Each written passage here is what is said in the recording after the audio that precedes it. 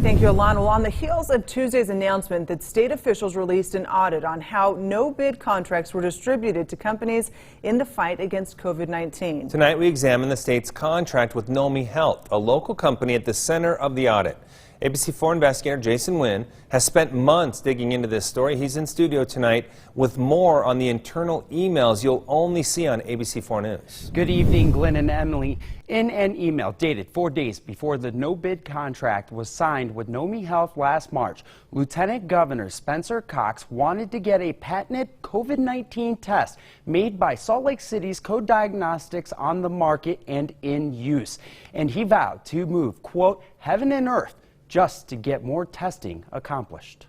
On March 23rd, Mark Newman, CEO of NOMI Health, declared to the tech world how Test Utah would be rolled out and the manner in which they would accomplish such a monumental task. We are breaking down every barrier we experienced, and Chris Cox and Spencer Cox in the governor's office have been incredible at removing barriers as we're trying to figure all this out. At the time, ABC4 News asked Lieutenant Governor Cox to comment on what Newman was talking about. The head of the state's COVID task force replied, "I'm not sure what Mark Newman was referring to with this comment, other than perhaps our state's effort to procure PPE and testing materials through our Unified Incident Command, which has been quite a feat." I uncovered an email dated March 27th from the Lieutenant Governor to the state health officials, which indicate Mr. Cox was well aware of what the CEO of NOMI Health was referring to at the tech town hall. I understand that the Utah Department of Health shut down the efforts of Timpanogos Hospital to test because of the concern over the FDA's approval of Co-Diagnostics test.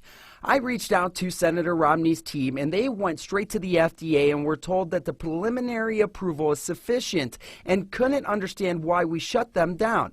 See the email below. Please give this information to whoever needs it at Health, and let's get them to green light to continue today. Please tell your teams that we need to move heaven and earth to get more testing. When ABC4 News asked for a response, Senator Romney's team told me, because of the Lieutenant Governor Cox request, they advised the legal teams of both NOMI Health and Co-Diagnostics to review the FDA's emergency use authorization, and that Co-Diagnostics test was cleared for use on March 19th. The original NOMI Health contract came under audit by the Legislative Auditor General. Those contracts were initiated with GOMB. GOMB is the Governor's Office of Management and Budget, an office led by the recently retired Chris Cox. Deputy Auditor Brian Dean says the limited investigation they conducted shows no laws were violated, but more communication at the beginning from the Utah Department of Health and the Utah Division of Purchasing